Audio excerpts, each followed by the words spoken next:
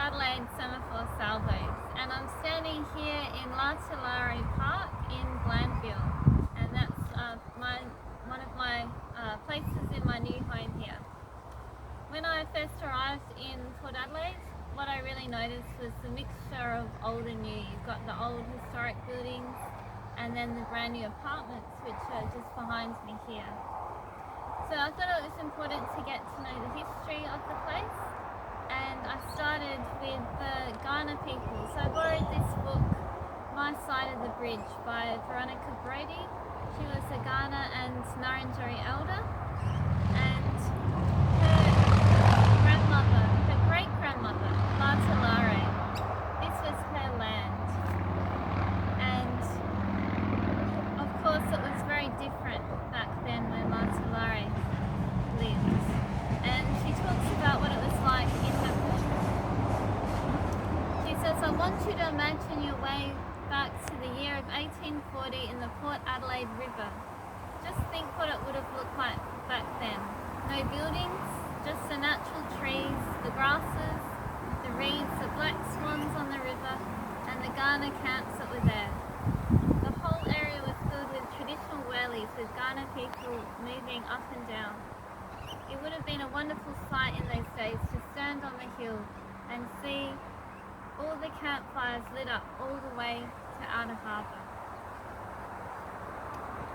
And she talks about how her grandmother, who grew up here as a child, loved it at Glanville because they were never far from the ocean. They'd go down and walk into the water at Semaphore and catch fish, cook them on the reeds, put the reeds on top of the fire, and then they'd make damper in the ashes. So down there is the Port River. That's where the Kaurna people used to corroborate and sit there and wait for the boats to come in. There are mangroves all around this area back then. So this book is full of lots of positive, beautiful stories about the Kaurna people, but it's also a book of grief and loss, because of course when my people came to this land, the Kaurna people lost everything, and they lost their way of life. That could never be restored again. In fact, Veronica's grandmother was forced off this land when she was 14. The government sold the land to build a sugar factory, and her family walked from Glanville over to Adelaide Parklands, where they were arrested just for being there.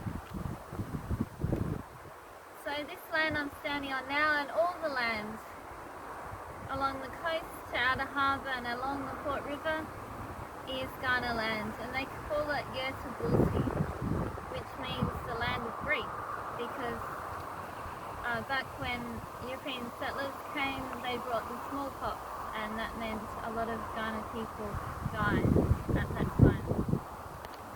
So this is a land of great beauty, and it's a land of great grief as well.